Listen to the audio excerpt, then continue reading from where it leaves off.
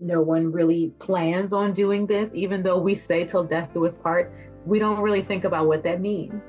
And I would love to Right. add into those vows now that I know what it means. I want to pledge my love and say, you know what? I love you so much that if I go first, I want you to love again. I want you to live again. And I want you to promise me that you will.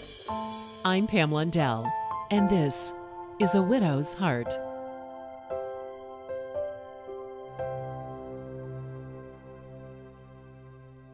I'm Pam Lundell, your host of A Widow's Heart. Glad you're back, or maybe listening for the first time. Excited to introduce you to Maya Tyler, who experienced the tragic loss of her husband, as many of us have, and felt the pain, depression, and anxiety that so often accompanies a major loss. But after grieving and finally bringing her to a place where she accepted the changed contours of her life, Maya embraces the future with hope and enthusiasm. Let's talk. I am so incredibly excited to talk to you, Maya. Wow, you're a cyclone. Wow, nice. I'm excited to talk to you about so many things, and you especially about being a really young widow. I was in my early 40s when I lost John in 2005, but that's why I called this podcast A Widow's Heart, because I've been in radio for decades as well. And after I lost my husband, widows started calling me, and I thought, okay, this is what God wants me to do, and it's been a ringside seat to miracles ever since. Wow, absolutely. I love that. I love how you put that. Yeah. Well, okay. So, what I love to ask my guests, and you especially, can you just tell me about your love story? My love story. Okay. Jason and I were college sweethearts. I met him, interestingly, by his voice. I was in the mailroom, a freshman in college, and not really understanding how the mailroom worked because I was new, and I'm searching for my mailbox, and I hear this voice, and it's like a radio voice, like it's like so I can't describe it. It's like like star celebrity man radio voice, and he's saying thank you because someone else is telling him happy birthday. And so I peek out from around the corner, and there's this gorgeous man. And he's like, he doesn't look like a college student at all. He's like, got these long dreads and like this stance and this powerful gait. Like he's just like a man. Like, when I'm that age, I'm like 17 because I wasn't 18 yet. And I'm like, I had boyfriends, but this was a man. Okay. I love that. You're saying, Maya, it's instant attraction, pretty much. Yes, yes. So, I didn't know what to say to him, and I didn't know him at all. So this birthday was a segue for me. So I'm walking past him, I say happy birthday, and he goes, "Oh, thanks." And I didn't think I was going to see him again because the campus is so big, Virginia State University. Okay. So I hear that he asks about me, and we eventually meet up, and that's pretty much all she wrote. We were a couple the entire college time. We were married, pregnant, and graduated all in the same year. Wow. Yeah, yeah. All 2003 was really busy. I was, we had our first son, we got married, and I graduated. So he was actually 5 years older than me. So he was Okay. what we lovingly call a super senior, where Watch it. Watch it. right. So because he was, had been, a senior in college, but he was doing it again. So we were, married, and everything was great, great, wonderful 6 years of my life, and then we had another son, and it was just Oh. perfect. We looked at each other like no one else has this, right? This is like some inside secret that we both have, and it was just Mm. amazing. And then one day he tripped and fell and died, and it Maya. was like, what? Yeah, we were at a relay race that his family was having for Easter Sunday, and he was outside with his shadow. Our oldest son at the time was 7, and my youngest baby, I had him in the house with me because he couldn't yet walk. So I'm in the house with the women and the babies, and he's outside with the boys and playing. And my son comes in running, "Mommy, he fell. He's gonna die." And I'm like, "What are you talking about, child?" And I'm like, "Someone hold my kid." I go outside, and Oh. I see him on the ground, and my son is saying he's going to die, mommy, he's going to die. And I'm like, well, he just fell. People don't trip and fall and die. And 20 minutes later, he was gone. Oh, It Maya. was, I mean, so many directions we're going to go into this because I know since that day, when was that? What year was that? that was 2009. In 2009. And I always say that's one of the things that as widows we can do. I mean, so many of the sacred secrets of the deaths of many of these incredible men. And I do too with the widows that I've walked alongside of. And that just underscores how suddenly your life can just Yeah, unbelievably, horrifically, I mean, drastically change. yeah, yeah, absolutely. There was hardly any goodbye. He was almost conscious, but not really. I got to tell him that I love him and that everything was going to be okay. And that was it.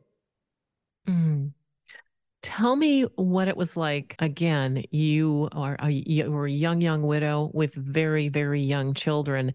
My children were out of the house. How did you cope with those first few hours, first weeks? Who lifted you up? I didn't. I shut down. I wouldn't eat or talk or sleep. And I literally retreated back to my parents' house. I said it in my book, I felt like a returned mail order bride. Like I went back to the only thing I knew, and that was being a kid in my parents' house because I had gone straight from college to being married. So it was like I had nowhere else to go. I would not go back to our home that we had bought together. I would not go back. My cousins had to actually move me out of that house and put my stuff into storage because I had retreated back, literally sleeping between my parents, like and Mhm. my mom taking care of my kids. Like I shut down. I had never dealt with death that close before. No. Oh my goodness. I also remember looking back too, and my mom came and stayed with me, and my dad was close by as well. But many times when we went somewhere immediately after, I was in the back seat, and I felt the same way. I was like, I feel like I'm a little girl in the back seat of my parents' Mhm. car, and just Yeah. and starting all over again. Well, since 2009, you have done some incredible things, but what is it that helped you? Or maybe it was from what I'm seeing from your books and your websites that you had to discover a lot of things on your own. Yeah. I set out looking for a blueprint because it seems like everything has a blueprint. Everything, should, something as common as death should totally have like an entire handbook. But all I found was, I guess, vague inspiration and generic motivation and, hang in there, you can do it type of stuff. And I was looking for the how. And I realized that this is what God was telling me. It was like, there is no how that you could find. Therefore, there are other people that can't find one either. So I'm going to tell you the how, and you're going to share it. I'm like, okay, Jesus, let's go. Like Hmm. it was definitely one of those things where you wind up becoming the change you seek.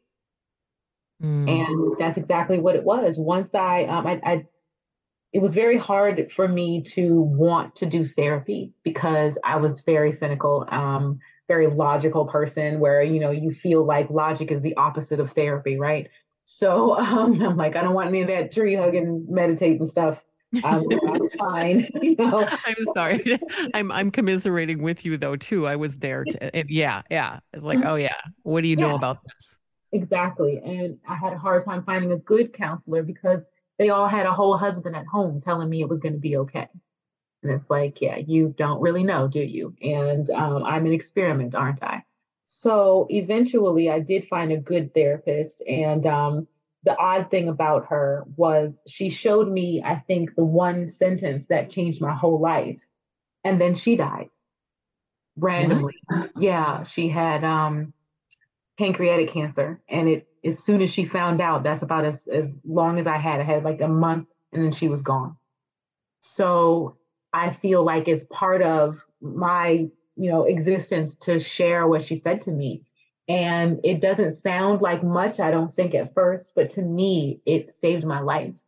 And she said to me, it doesn't really serve you to be somebody different, even though you feel different. It serves you to plan out and act in who you want to be next. And to me, that like opened up an entire world for me because it's like, you don't think you have that kind of control. You don't think you have, oh, what do you want to be? Well, I want to be Beyonce. Why can't I do that? Like, Me too. right. If it was that simple, I'd settle for Rihanna. Like, but it actually can be that simple when you plan out something that, I'm not going to say low hanging fruit or something that's attainable, but when you imagine who you want to be next and you create the steps on the way there and you actually act out those steps a little bit at a time, you can be whatever you want to be next. And for me, that was my license to keep living because I wanted so badly to be Jason's wife. I didn't have any other aspirations to be anything else. And I didn't feel there was a need for me to be here if I couldn't be Jason's wife. So what saved my life is to be able to label and tangibly go after something as tangible as next you. My guest on A Widow's Heart is Maya Tyler, author, Widowpeneur. I think that is an incredible title that you came up with. Website is widowsdobounceback.com, and you bounce back sensationally, if I may say so. You were just talking about after your beloved husband's death, you do coach, which it's life coaching, isn't it? Widow coaching. Yeah, I do. I do coach. Yeah. And discovering your true after-wife identity. That is such a shock for so many widows, isn't it? Yes. Yes, it is. No one really plans on doing this, even though we say the words, we say till death do us part. We don't really think about what that means. And I would love to add into those vows, now that I know what it means, I would love to add how much the next person, if I get married again, means to me and how I want them to live after I'm gone. I want to pledge my love and say, you know what? I love you so much that here's what I'm thinking about if I go first. I want you to love again. I want you to live again. And I want you to promise me that you will. And that be part of the vows where you say, I do. That way you've thought about it, you've communed about it, and you've vowed that, there is love after me. I want that for you. So you don't have to feel like you are, done with vows that you weren't done with. How did you discover your ministry now with Widows Do Bounce Back? I mean, even before you started writing those incredible books, which we will get into. Like I said, I was looking for it and didn't find it. There's obviously, a plethora of places where you can go to find support now, but there were not then. 13 years ago, or 14 years ago now, there was maybe one or two widow support groups, but it was more general and, under grief support. And it just didn't feel the same sharing with people who had lost a child or lost an uncle or a grandparent. It just wasn't the same. I was there. In that same class. I just want to say, I was like, well, wait a minute. I lost my husband. And it's okay to feel like that, right? I mean, it's a different kind of grief. And we're taught that grief is so taboo that you don't even have a voice to identify what yours is or feel like there's a special place for you. And, that connection, that special place for you is absolutely necessary, I think, in some cases. There are certain things you can do by yourself, but having that connection, that person that says, I get you, I was there, it means such a world of a difference because the aloneness of losing your lifetime partner is different than the other types of grief. It's very different, not, higher or lower, just different and deserves. That's very well put. Yeah. Absolutely. And you were a young mom in your 20s when your husband passed away. And you had, how old were your little ones at that time? They were 7 and 18 months. And we have a lot of discussion about that too. In fact, the group I work with, Widow Mite, and another grief share group, like we call them widows and kiddos. And how did you, I mean, I know you shut down and it was just horrific at that time. How did you deal and how did you help your children with their grief from losing their father? So that was probably one of the hardest things that I've ever had to do in life. My oldest at that time was second grade, and he had begun doing things like falling backward in his chair so he could, according to his teacher, die like dad. And yeah, so it was, and hiding under his desk whenever things, were overwhelming for him. So he was definitely showing signs of grief. So I definitely had to do something. And you, as a mom, you feel like this is my baby. I have to do whatever it takes. I have to be there for him. I have to fix him. And this is one of those spaces where you can't, and you have to let a professional help you help him. And it's very difficult. It's very hurtful. It's very hard to take your hands off your baby when you feel like they need you the most, if you can't do what the therapist can do. And so you can work in tandem. But I think the best choice I made was to put him into therapy to have that help that he needed. And my youngest, I thought he was too young. He was showing signs, but I wasn't aware of what the signs were, because people, don't regard babies as little people. And there wasn't a lot of knowledge about, babies and showing grief. But there were definitely signs.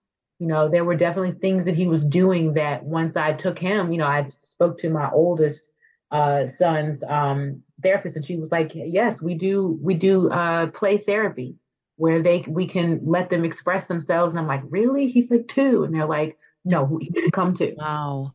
And Wow. so, yeah, they were, evaluated him and everything. And they were just things about the grief and therapy part of parenting that I had to figure out, for myself. But I definitely had a good support. I had an amazing support that most people don't have, which is a mother that works in, at that time, she was the head of special education in our county.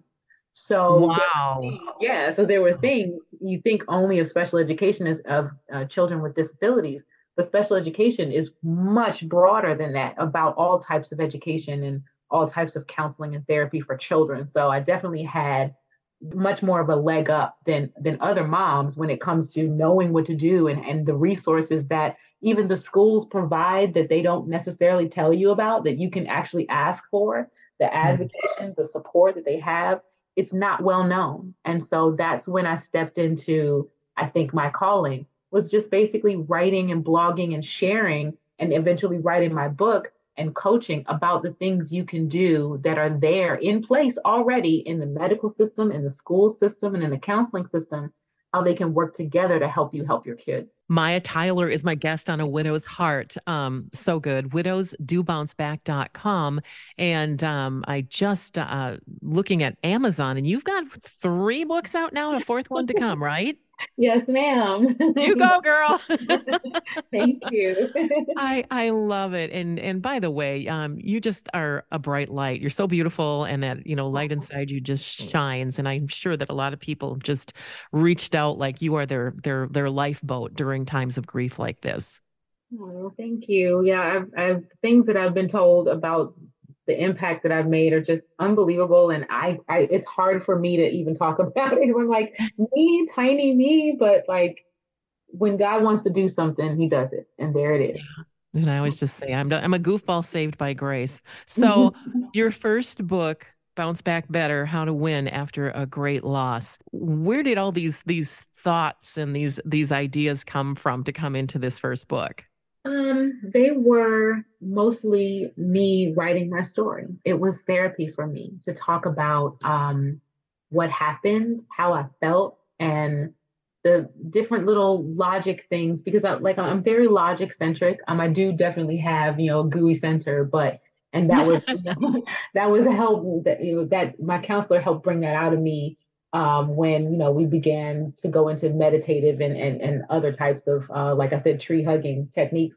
But the logic of it, I think, So is good. what really saved me, because for me, yes, I have faith, but my faith was a little bit cracked at that time. I needed something that was 2 + 2 is 4 every single time.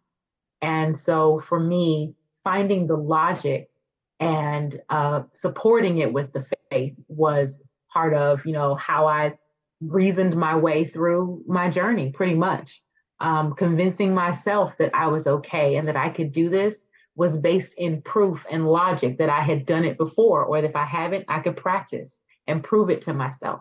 And that's part of the cornerstone of my teaching is, you can't lie to yourself. And so affirmations are lying unless you're telling the truth. You Mm. can't tell the truth unless you're actually practicing these things. So let's practice them and make them true. And so then came the book. Yeah, I love that. That's incredible. Bounce Back Better, How to Win After a Great Loss. And then I also saw one of your, oh my gosh, was it a YouTube talking about how you journaled and how you wrote letters to your husband, but they weren't all love letters. I love how you put that. And talk about the importance of journaling for you, because I think listeners might go, wow, I mean, that's something I need to do to work through this. I personally have always been a writer. And I wanted to write other things. I wanted to write, and I still want to write children's fiction and other things. But my first book came out because I could not stop writing my story. I was writing romance, I was writing YA, and it was all this story. My friends were like, Maya, you're still writing your story. And I'm like, really? And they're like, yeah, this is you, this is him. They're all the same. I'm like, okay, fine. I will write my story. Once I finally sat down and decided to write my story, the hardest part for me was the sad part. And that's what I call it, chapter 1, the sad part, writing about how he died and the aftermath of that. But when I tell you, when I finally wrote it, the tears and the emotion and basically reliving it, having it on paper and being able to relive it anytime I want, but also being able to close the book and shelve it when I want, is what helped me very much with journaling. Journaling allows you to be in the moment, write the anger, put it on paper, make it tangible, and label it so that you know how to feel in those moments and be present in those moments. And then you can close the book. When you're done, you can close it and put it away. And those feelings, when you want them again, when you need them again, when you have to express them, you can open it back up and write about them again. But it gave me a system to not be leaking feelings all over the place when I couldn't, when it was inconvenient or when I didn't want to. I could save it for the journal time. And that's how it helped me. I love that. And putting it back on the shelf. And that's an incredible phrase. I think that's important in the grieving process. We're talking with Maya Tyler, and we were going to talk about all the other incredible things that you have undertaken, your support groups, your one-on-one counseling, or coaching, I should say. After I tell you, Maya, at Widow's Heart, we have a sponsor called Wings for Widows. And at your age, what was it like with your finances? Because Wings for Widows is a nonprofit of financial professional Christians that are right there at the ready to help you walk through those unnavigated waters. And that happened to me too. It's like I didn't want anyone to take advantage of me financially. So it's free financial counseling. They're not there to take your money or be weird, but they're there to help you, whether you have no money or you have millions of dollars. What was your financial situation? Were you worried about that? What's amazing is my financial situation was fine. And it was because I had, in elementary school, from all the way up to high school, I had a friend who, turned out to eventually be a financial advisor. And the year before Jason passed, he said, Maya, you really need to get, you guys' wills and all that stuff in order. And I'm like, we're not dying anytime soon. We're like 10, Isn't that and something? like, and he said, let's sit down and do it. So I convinced my husband, who, could do everything and wanted no other man helping him do anything at all. So that was a lot of convincing. So we sat down and we did that, and it was done. And when I began to speak to other widows, there were so many who were completely devastated, were losing their houses, had no way to support themselves. Becoming suddenly single income was hard for them. And when I talked to my financial advisor about it, he was like, I want to help. And so when I created my company, Widows Do Bounce Back, LLC, and the Bounce Back Project with the coaching, it's a free part of the coaching where he would come in, does this out of the kindness of his heart. He's, this is what you said, where he doesn't want to be weird. He just wants to give back and help other widowed people get back on their feet And if they decide to just, go with him as the financial advisor, great. If not, great. They still know, here's what you need to do. Here's the checklist. We have a financial checklist. Here's everything you need to make sure is shored up before you go get out in this world and try and support these kids in this house and all the other basket of things that need your finances now. Incredible, incredible. Maya Tyler, Widows do bounce back. And then she bounced back again and again. And then she bounced back standing on broken pieces. That's book number 3, right? Yes. Series is just, and then she bounced back. The first book is my standalone book. And I understand that you are tackling a book eventually coming up where you interview widowers, those who have lost their wives. Yes, yes. Tell me how that has been going from that perspective. The widow diaspora, if you want to call it, is really dominated by women. I don't think that it means to be. I think that women are not better, but more often expressing their feelings. And men are more often in our society hiding their feelings. There are things that they don't have, they feel they have license to do, I found. They don't get to do the ugly cry. They don't get to break down and, and be unable to do certain things. And they don't get the types of allowances that we get. They also don't get the types of discrimination and that we get, when they are, they're boys, I guess, they're friends, they're guys. They're like, come on, man, we're going to find you, we're going to get you out there and start dating. And they're like, whoa, bro, like, let me get over my, let me get through this. Let me grieve. And, the, I guess, socially acceptable move on tactic for a man is, to remarry. And, there's almost as if they can't take care of themselves or they aren't able to take care of the kids they have, that their kids need a mom.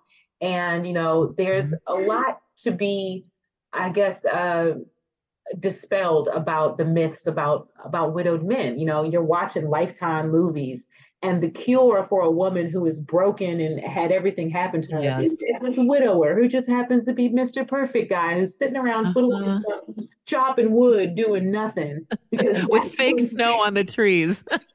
Right, chopping his fake snow winter, and it's because that's what widowers are. No, so there's this narrative around their lives that women, widowhood and the journey is for women, but men just remarry, and that's the name of the book.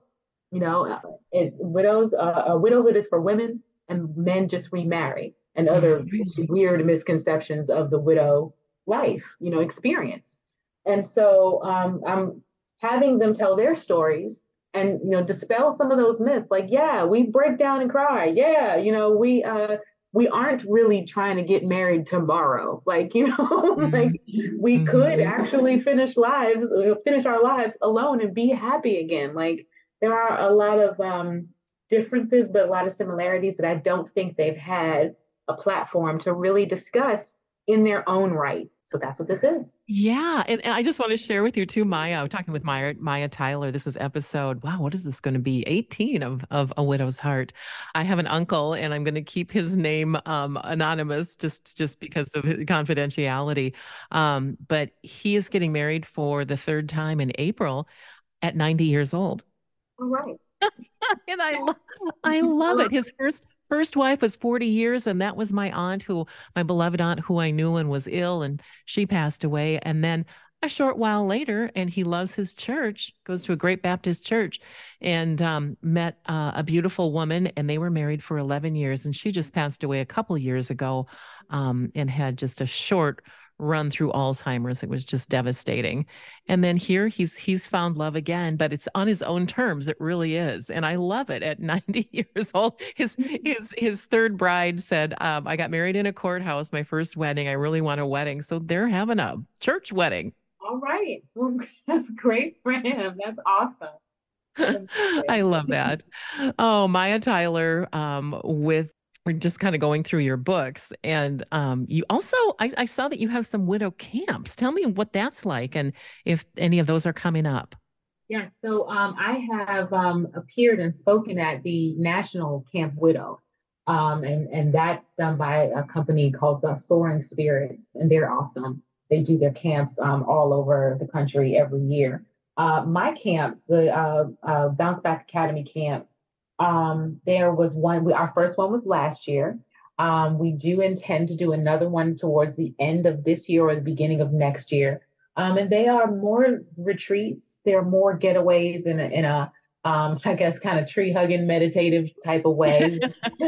You know, we're But getting you can bring Jesus. exactly. And well, he's going to be there anyway. But Yeah. but yeah, we definitely connect in the ways that you are hard to get without being next to each other, without being, we're in this social media world that is, it can be great, but it can also be cold. And there are times when you just want to reach out and hug your sister and say, you know what? I get you. And that's the space for that. Now that COVID is not leering around the corner as much and we're able to be together more, I want to do more in-person activities where, we can give these hugs and we can have these personal conversations, these face-to-face meetings, because they're necessary. We're humans and we're supposed to help each other and be there for each other. So that's what they are. Okay, so Maya, you talk about still being a widow even these many years later, and I'm there with you, sister, because it was 2005 when my husband passed away. But in the nonprofit I work for, we call it to live, to heal, to grow, to thrive. I would say even though I'm remarried, I'm still a widow, like I said, with a widow's heart. But you gave me permission to still say that because I don't feel like a widow, but I love helping widows. So what am I? I absolutely still identify as a widow because the journey doesn't stop. There are things that I'm going to keep running into, milestones I'm going to have to keep doing as a widowed person, no matter what happens to me. There are things in parenting, even though my partner and I have been together for almost 13 years now. And, there's the parenting pieces where he's been there for my kids, but he's not their dad. So there are things where I'm still feeling the burns of being widowed, where, my son will go to his first prom, he's off to college now. And it's just, there are things that I miss my husband for. I miss their dad. There are things that, I'm always going to miss. There are pieces of the year that are always going to belong to Jason. And that doesn't mean that I don't have space in my heart for someone else. We've got two grandmas, we love them the same, and we love them differently in their own right, but the love is just as strong. So that is the space that my partner occupies. I love him just as much. He just occupies a different space. But that doesn't mean that Jason's space is gone. So even if we get married, he and I, my new partner Danny, we get married, there will be a part of being a widow that is there.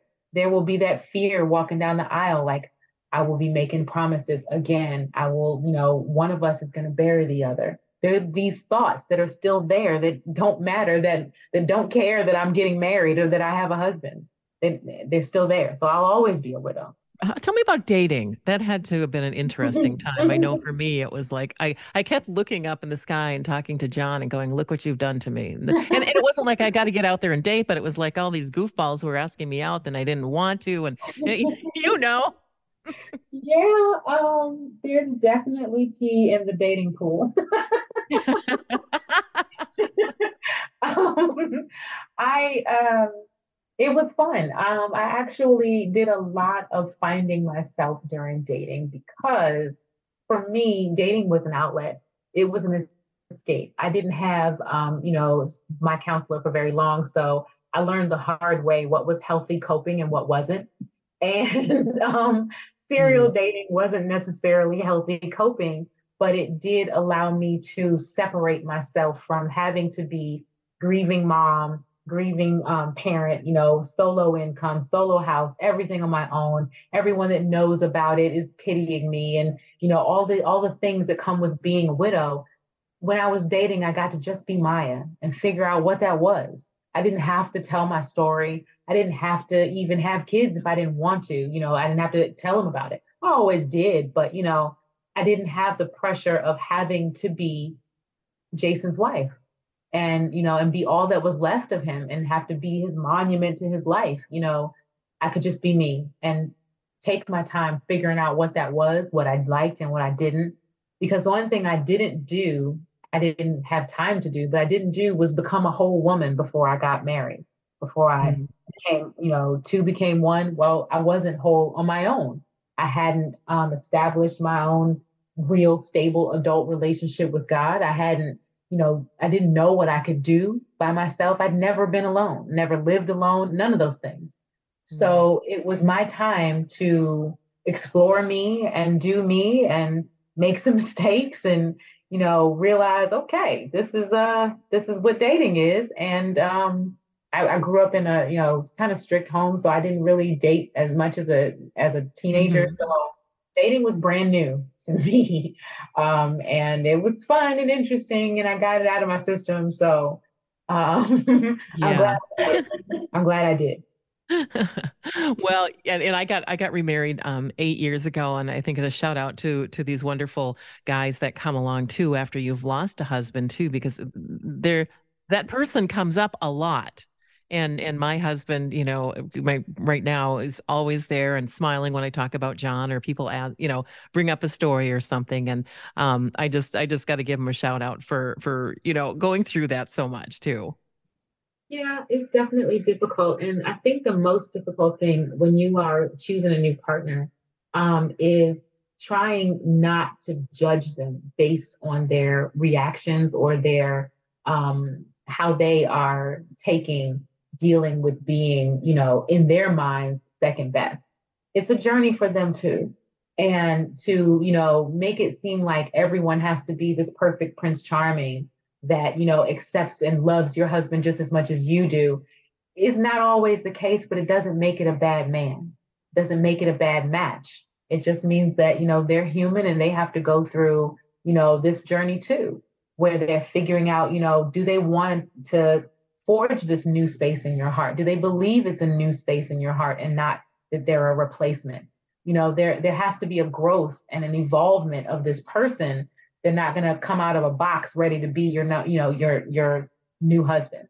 And so some people it does happen that way, but I want to say for those who are in a relationship where it doesn't feel like the fairy tale that they're hearing, it doesn't mean that you need to throw the whole man away. I think that there is space for the two of you to grow together into this space because who knows how to be a widow? No one. You know, it's Exactly. Yeah.